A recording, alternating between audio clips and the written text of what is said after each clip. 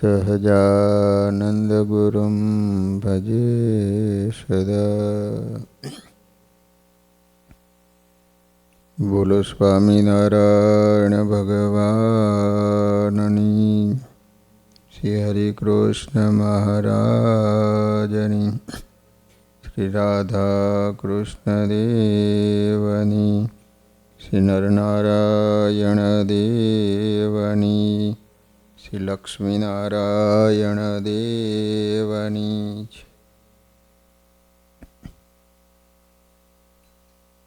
બધા જ હરિભક્તોને ઘણા ભાવથી જય સ્વામિનારાયણ.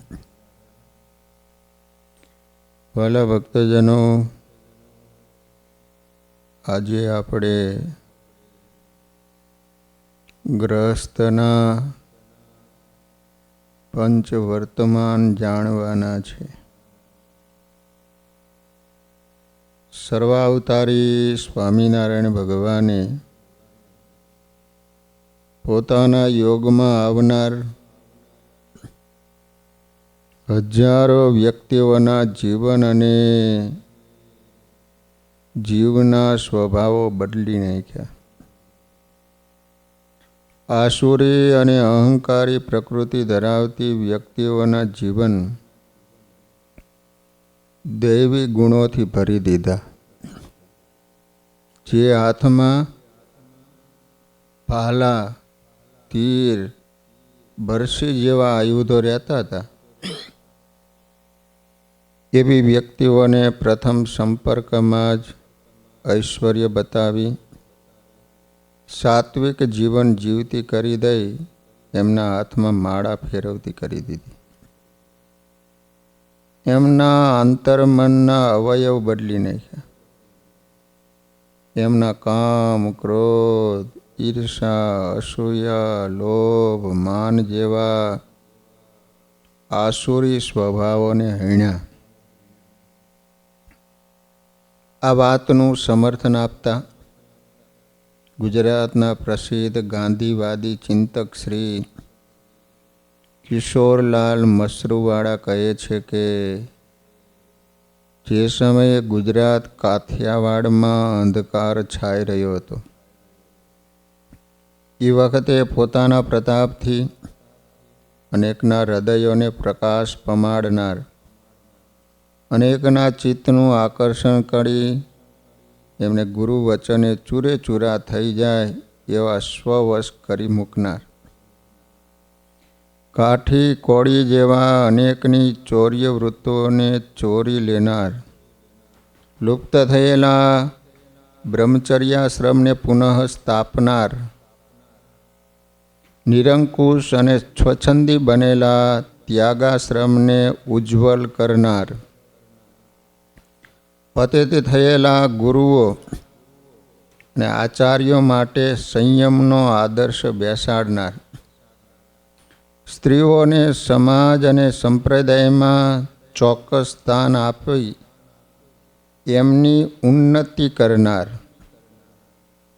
અહિન્દુઓને હિન્દુ ધર્મમાં સામેલ કરનાર, શૂદ્રોને આચાર શુદ્ધિ શીખવનાર, સાહિત્ય, સંગીત અને કળાના પોષક, અહિંસામય યજ્ઞના પ્રવર્તક, ક્ષમા ધર્મના ઉપદેશક, શૌચ અને સદાચારના સંસ્થાપક, શુદ્ધ ભક્તિ માર્ગ અને શુદ્ધ જ્ઞાન માર્ગના ચાલક, ભાગવત ધર્મના શિક્ષક અને વ્યાસ સિદ્ધાંતના બોધક એવા શ્રી સહજાનંદ સ્વામી હતા. આવું કિશોરલાલ મસરૂવાળાએ સહજાનંદ સ્વામી નામનું પુસ્તક છે, એની અંદર લખ્યું છે. પોતાના આશ્રિતો નિયમમાં વર્તે, એમનામાં આચાર શુદ્ધિ, આહાર શુદ્ધિ, વિચાર શુદ્ધિ, વ્યવહાર શુદ્ધિ આવે અને સૌ આધ્યાત્મિક ઉન્નતિ માટેની કેડી કંડારે. તે માટે સ્વામિનારાયણ ભગવાને સંવંત 1882ના વસંત પંચમીના શુભ દિવસે શિક્ષાપત્રીનો અદ્ભુત ગ્રંથ ભેટ થઈ રહ્યો. એમાં શ્રુતિ, સ્મૃતિ અને અન્ય શાસ્ત્રોનો સાર સમાવી દીધો.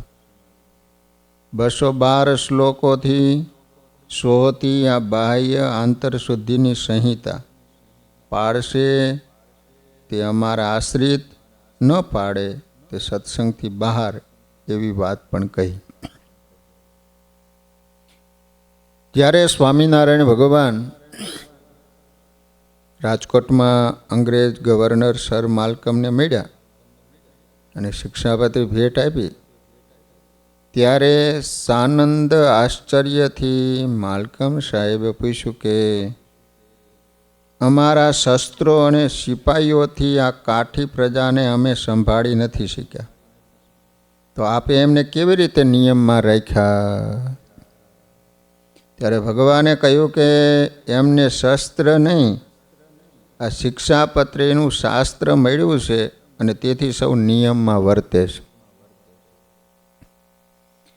કિશોરલાલ મશરૂવાળા કહે છે કે નીચી જાતિઓને સુસંસ્કૃત કરવાની સ્વામિનારાયણની પદ્ધતિ જુદા પ્રકારની હતી.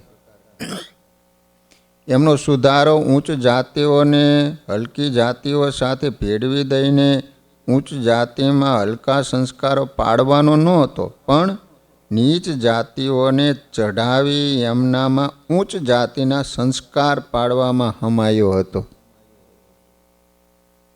એટલે એમણે કણબી, મુસલમાન, સુથાર, શૂદ્ર, અશુદ્ધ શૂદ્ર, એમને શુદ્ધ બ્રાહ્મણ જેવી રહેણી કહેણી રહેતા શીખવાડી દીધી.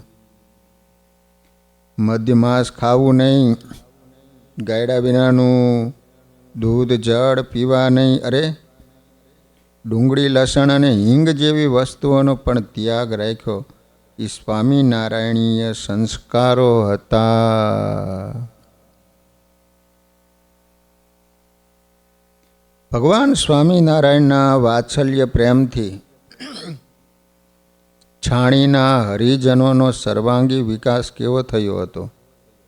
ઇતિહાસ નોંધે છે કે હરિજનોના વાણી વર્તન સવર્ણોથી મુઠ્ઠી ઊંચેરા ચડિયા હતા, સિદ્ધ થયા હતા. અને 1830થી 1850ની વચ્ચેની આ વાત છે. છાણીના વણકર તેજાભાઈ વગેરેની વિરુદ્ધ વડોદરાના કેટલાક ભદ્ર લોકોએ સ્થાનિક ન્યાયાલયમાં ફરિયાદ નોંધાવી કે આ હરિજનો સ્વચ્છતાનું કામ બરાબર બજાવતા નથી. એમને રાજ્ય દ્વારા સોંપાયેલું સ્વચ્છતાનું કામ કરવા તેઓ આવતા નથી. તેજાભાઈને હાજર થવાનો હુકમ કરવામાં આવ્યો. વણકર એટલે જે મરી ગયેલા ઢોર હોય એને નાખવા માટે જાય, જે હરિજન કહેવાય. તો એ સમયે ત્યાં વડોદરામાં કેટલાક લોકોએ ફરિયાદ કરી કે આ એમનું કામ છે ને કામ કરતા નથી. તેજાભાઈ અને અન્ય હરિજનો હાજર થયા. અમલદાર બ્રાહ્મણ હતા. એમને પૂછ્યું, તમે કેમ સ્વચ્છતા કરવા જતા નથી? તેજાભાઈએ નમ્રતાથી પણ મક્કમતાપૂર્વક જવાબ આપ્યો, સાહેબ અમે સ્વામિનારાયણ ભગવાનના સત્સંગી છીએ.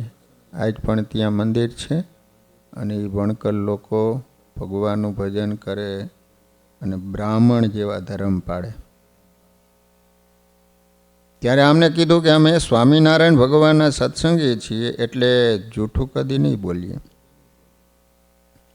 અમારા ભગવાનનો આદેશ છે કે નિત્ય બ્રાહ્મ મુહૂર્તે જાગવું. એટલે અમે વહેલી પ્રભાતે જાગીને નાહી ધોઈને પવિત્ર થઈને ધ્યાન પૂજા પાઠ કરીએ. અને પૂજાપાઠ કરીને અમે સૂર્યોદય પહેલાં તો ત્યાં સ્વચ્છતા માટેનું કામ બજાવવા પહોંચી જઈએ છીએ. એ જાગે એ પહેલાં તો અમે અમારું કામ બજાવીને ફરી ઘરે જઈ પવિત્ર થઈ ભગવાનની ભક્તિ કરીએ છીએ. તેઓ મોડા ઉઠે છે, પરિણામે અમે એમને ત્યાં ક્યારે હાજર દેખાતા નથી. સાવ શુદ્ર ગણાતા લોકો શુદ્ધ બ્રાહ્મણ તુલ્ય આટલું પવિત્ર અને આટલું શુદ્ધ આચારપૂત ભક્તિપૂત જીવન જીવતા હશે, એ બ્રાહ્મણ અમલદારની કલ્પના બહારની વાત હતી. બ્રાહ્મણ અમલદાર હરિજનોની નમ્રતા, પવિત્રતા, કર્તવ્ય નિષ્ઠાથી ખૂબ પ્રભાવિત થયો. એવા અમે બીજી ઘટના ઘટી. એ સ્થાનિક અમલદારના પરિવારમાં એક લગ્ન પ્રસંગ હતો. વડોદરાની બાજુમાં છાણી ગામ છે. તો હવે અચાનક કોઈકના મૃત્યુનો પ્રસંગ બની જતા લગ્ન મોકૂફ રાખવા પડ્યા. આથી બનાવેલી રસોઈ પડી રહી. અમલદારે તેજાભાઈને એ રસોઈ લઈ જવા કહ્યું. પરંતુ ત્યારે તેજાભાઈએ કહ્યું, ક્ષમા કરજો, આપની રસોઈ અમને ન ખપે. લો, આ બ્રાહ્મણ હતા, ઓલા વણકર હતા. એ ઊંચકુળના બ્રાહ્મણ અમલદારને વીજળીના શોક જેવો આંચકો લાગ્યો. એક સાવ ઉતરતી જ્ઞાતિનો સાવ સામાન્ય માણસ કઈ હેસિયતથી એક ઉચ્ચ બ્રાહ્મણ કુળના ઉચ્ચ કક્ષાના અમલદારને કહી રહ્યો હતો કે તમારી રસોઈ અમને ન ખપે?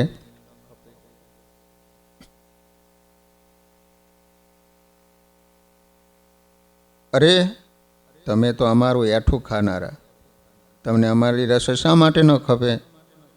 અમલદારે સ્પષ્ટતા માંગી. ત્યારે તેજાભાઈએ કહ્યું, અમે ભગવાન સ્વામિનારાયણે આપેલ શિક્ષાપત્રીના આદેશ મુજબ પાણી, દૂધ, લોટ વગેરે ગાળી ચાળી પછી તેમાંથી રસોઈ બનાવીએ અને પછી ભગવાનને ધરીને જમીએ. તમારી બનાવેલી રસોઈમાં બધું અળગણ વપરાયું હોય, લસણ ડુંગળી હોય, એમાં વળી ભગવાને ધરાયેના વિનાનું બધું હોય, એમાં સ્વચ્છતા શુચિતા ન હોય, માટે અમારે ન રસોઈ ખપે. એ બ્રાહ્મણ અમલદાર નતમસ્તક બની ગયેલો, પગે લાગ્યો. આવો જ એક બીજો પ્રસંગ જૂનાગઢના નવાબી રાજ્યનો. જૂનાગઢના મહેસૂલ ખાતાના એક ઉચ્ચ નાગર અધિકારીની પત્નીએ વધી પડેલી કઢી ગોવા નામના એક વાલ્મીકીને આપી. ગોવાએ કહ્યું, બા, તમારી કઢી અમને ન ખપે. ન ખપે એટલે શું? તું વળી અમારા કરતાં ઊંચો થઈ ગયો? નાગર ગૃહિણી છંછેડાઈ ગઈ. ત્યારે ગોવાએ કહ્યું, ઊંચ નીચમાં તો અમે માનતા નથી, કારણ કે અમે રહ્યા સ્વામિનારાયણ અને બા રાજી રહી ગયો. તમારું અપમાન કરવા નથી કહેતો, પણ તમે રહ્યા નાગર બ્રાહ્મણ. નાગરો સ્વાદિયા બહુ હોય એટલે કઢીની અંદર લસણવાળી ચટણી નાખી હોય અને અમારા માટે અભક્ષ્ય કહેવાય. અમે લસણ ડુંગળી ખાતા નથી. ઘરમાં અંદર બેઠેલા નાગર અધિકારી પોતાની પત્ની અને ગોવાનો વાર્તાલાપ સાંભળી રહ્યા હતા. એ બહાર દોડી આવ્યા. ગોવાને મળીને એની વાતો સાંભળીને અવાક બની ગયા. એમને ગોવાનો પરિચય માંગ્યો. ગોવાએ કહ્યું, હું ભગવાન સ્વામિનારાયણના મંદિરમાં સ્વચ્છતાની સેવા કરવા જાઉં છું, સંતોને સેવામાં મદદ કરું અને એમની વાણી સાંભળું, એનો આ પ્રતાપ છે. એ અધિકારીએ કહ્યું, ગોવા, આજથી તારે મેલું ઉપાડવાનું બંધ. તું સૌનો મુકાદમ, રાજના ખર્ચે તને મકાન આપીશ, તારે એમાં રહેવાનું અને ભજન કરવાનું.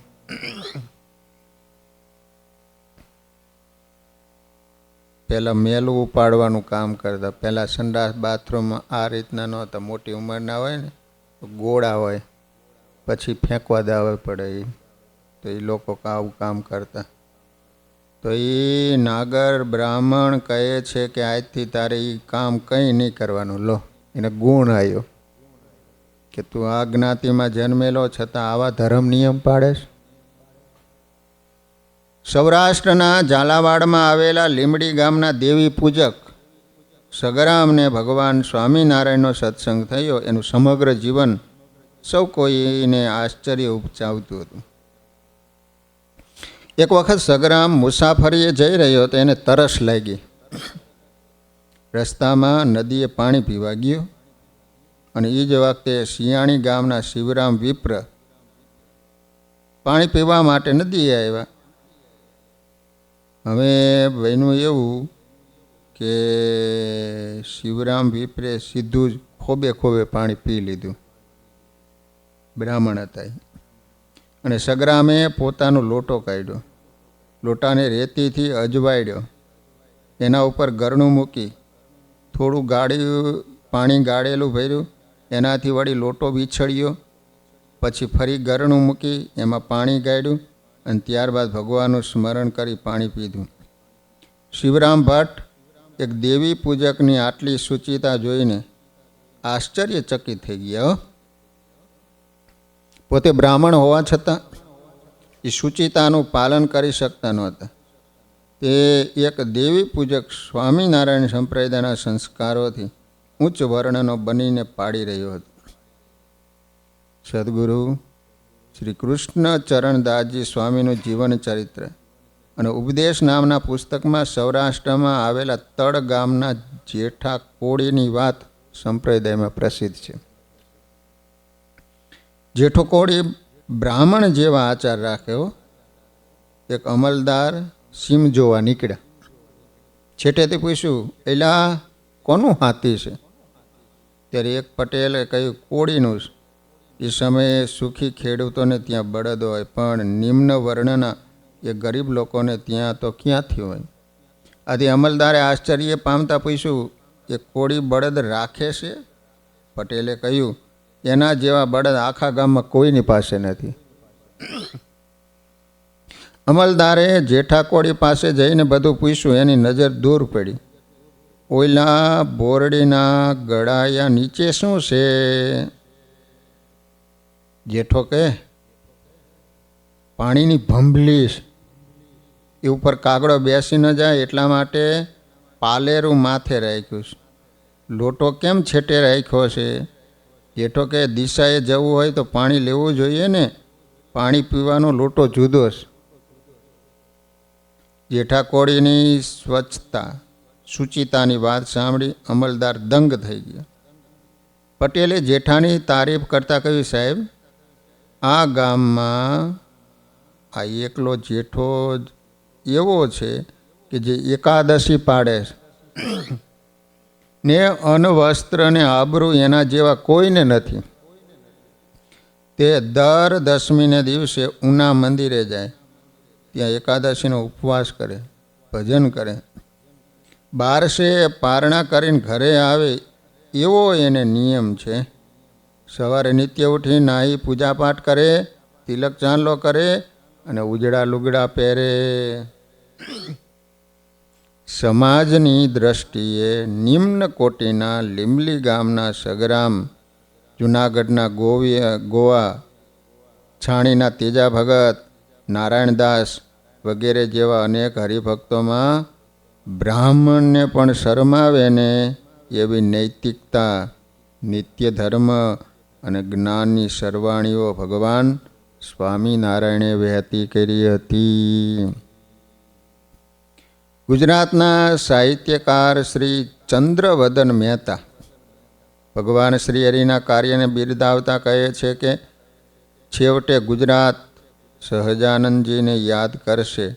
તે સંત તરીકે નહીં, ધર્મ આચાર્ય તરીકે નહીં, સાહિત્ય પ્રેરક તરીકે નહીં, પણ એને જનતામાંથી માંસ, દારૂ, વ્યભિચાર, અસત્ય, ચોરી એ 5 મુખ્ય બદીઓ દૂર કરી એને માટે એમને ગુજરાતના પશુ જેવા માણસોને માણસો બનાવ્યા. એટલા માટે સહજાનંદ સ્વામી ન હોત ને તો આપણે ગુજરાતને ગરવી કહીએ છીએ એવું ન હોત.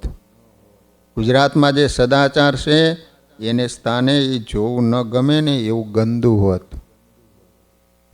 ગુજરાતનો રાજકીય અને સાંસ્કૃતિક ઇતિહાસ ભગવાન શ્રી સ્વામિનારાયણે સંસ્કાર દ્વારા નિમ્ન જાતિઓની કરેલી ઉન્નતિની પ્રક્રિયાને નોંધતા લખે છે કે નિમ્ન જાતિઓમાં સંસ્કાર મૂલ્યો સિંચવાનું શ્રી સ્વામિનારાયણનું કાર્ય અદ્વિતીય હતું. નિમ્ન જાતિઓમાં ઉચ્ચ સાંસ્કૃતિક મૂલ્યો સિંચીને એમને ઉપર ચડાવવાનું કાર્ય સહજાનંદ સ્વામીના સુધારાઓમાં કેન્દ્ર સ્થાન હતું. દારૂ, માંસ, નશીલા વ્યસનો આદિનો ત્યાગ કરો. નિત્ય સ્નાન અને પૂજા કર્યા સિવાય કાંઈ ખાવું પીવું નહીં. ગાયડા વિનાના દૂધ અને પાણી ન લેવા વગેરે સ્વામિનારાયણીય આદર્શનું એમાં સિંચન થયું હતું. વૈષ્ણવ ધર્મનો સંક્ષિપ્ત ઇતિહાસમાં શ્રી દુર્ગાશંકર એટલે કે શાસ્ત્રી નોંધે છે કે તેઓએ ગુજરાત કાઠિયાવાડની હલકી જાતિઓ પાસે મદ્ય માંસનો ત્યાગ કરાવી, હિંસાનો પણ ત્યાગ કરાવી, નાવા ધોવાનો આચાર શીખવી એમનો ઉદ્ધાર કર્યો. એ મોટું કામ કર્યું. એમના સમયમાં અંગ્રેજોએ સ્વામિનારાયણને આ કારણથી મોટા કહ્યા છે. ગુજરાતના મહાકવિવર શ્રી નાનલાલ દલપતરામ લખે છે, નાનાલાલ, શ્રીજીએ પ્રવર્તાવેલા ધર્મ માર્ગની લાક્ષણિકતા શી લેવાય? એ ધર્મ માર્ગ છે આચાર સ્વસ્થતાનો, વિચાર સ્વચ્છતાનો, વિધિ સ્વચ્છતાનો, પૂજન સ્વચ્છતાનો, વ્યવહાર સ્વચ્છતાનો, અંતર સ્વચ્છતાનો, સર્વદેશીય અંતર્બહિર સ્વસ્થતાનો એ ધર્મ માર્ગ. અને એથી જસ્ટિસ રાનડે ન્યાયમૂર્તિ મહાદેવ ગોવિંદ રાનડે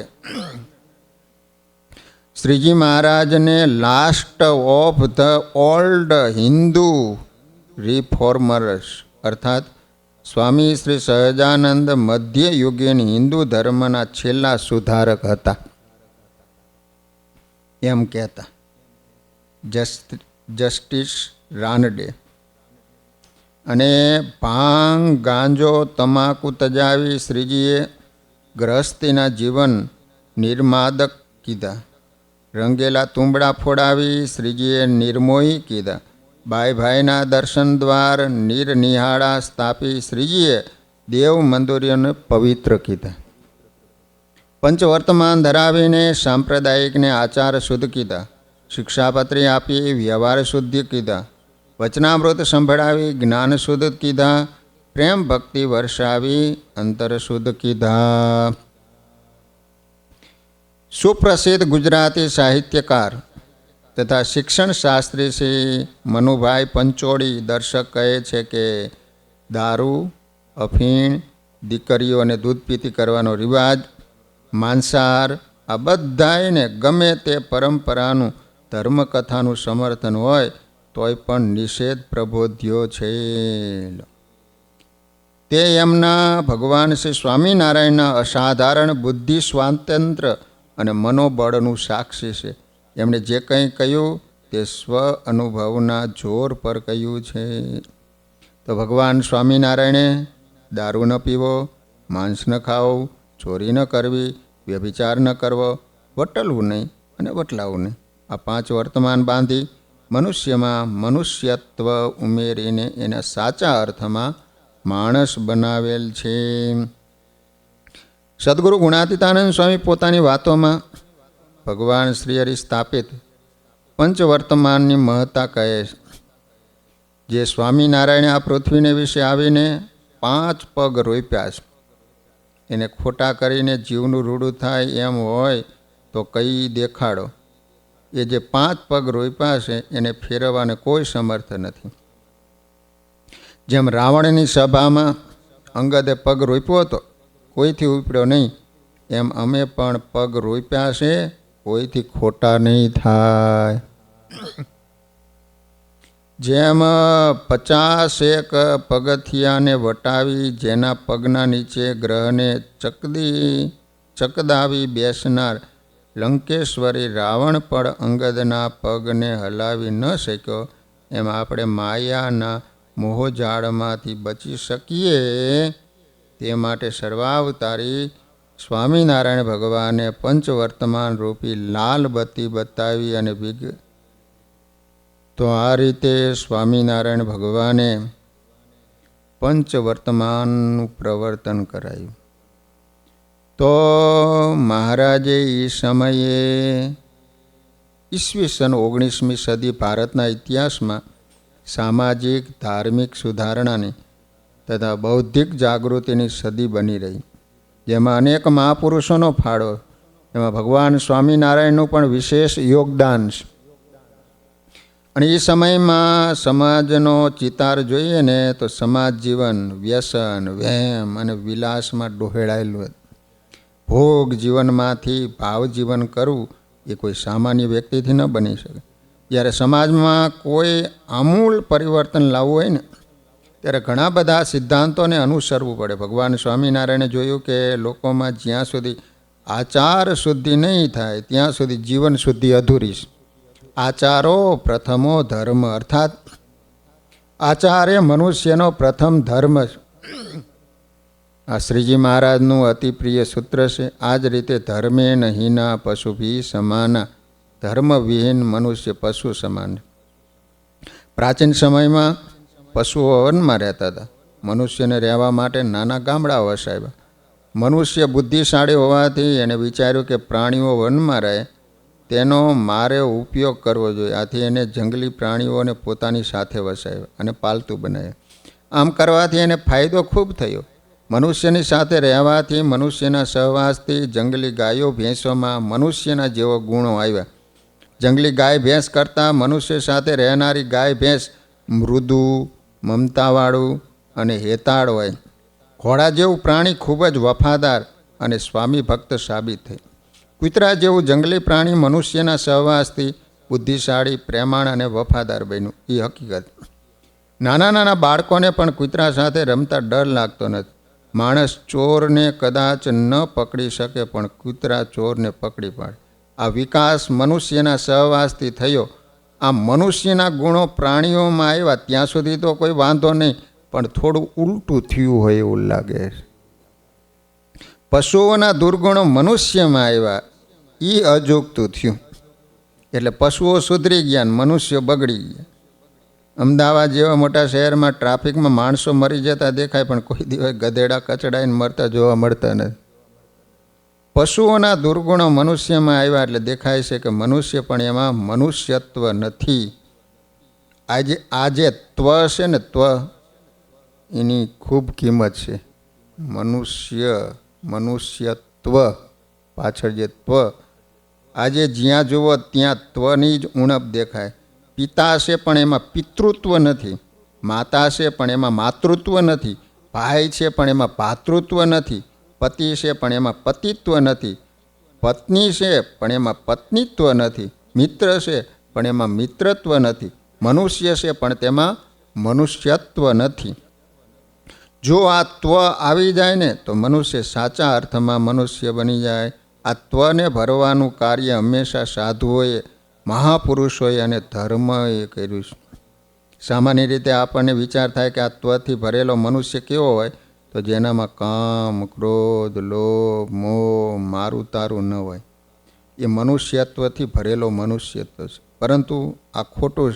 આપણે હંમેશા એવું જ માન્યું છે કે મનુષ્યમાં કામ, ક્રોધ, લોભ, મોહ, મારું તારું વગેરે ન હોવું જોઈએ. પરંતુ હકીકતમાં મનુષ્ય એ મનુષ્યત્વથી ભરેલો છે. એનું પ્રમાણ એ જ છે કે તેમાં આ બધું હોવું જોઈએ. પરંતુ તે કેવું હોવું જોઈએ? તો મનુષ્યમાં કામ છે તો વિવેક પૂરઃસરનો હોય, લોભ છે પણ મર્યાદિત હોય, ક્રોધ ફક્ત સંજોગો વસાત અને કારણસર જ હોય. આમ જેનામાં વિવેકશીલતા સહિતનો કામ, ક્રોધ, લોભ, મોહ વગેરે હોય એને મનુષ્યત્વથી ભરેલો મનુષ્ય કહેવાય. પણ જે મનુષ્યમાં કામ, ક્રોધ, લોભ, મોહ, રાગ વગેરે ન હોય તો એ મનુષ્ય પણ સંત છે.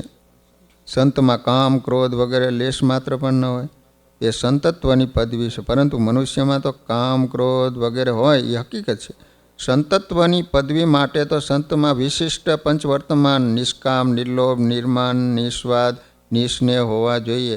અને મનુષ્યને મનુષ્યના રૂપમાં રજૂ કરવા માટે સાધારણ પંચવર્તમાન છે. દારૂ ન પીવો, માંસ ન ખાવું, ચોરી ન કરવી, વ્યભિચાર ન કરવો, વટોલવું નહીં, વટલાવું નહીં, આ પંચવર્તમાન મનુષ્યને ઘડવા માટે છે, જે ગ્રહસ્થાશ્રમીને સંપૂર્ણપણે લાગુ પડે છે. તો વાલા ભક્તજનો, પંચવર્તમાન જે કહેવામાં આવે છે તો એમાં પ્રથમ આપણે કાલે દારૂ વિશે સમજીશું. સહજાન સ્વામી મહારાજ.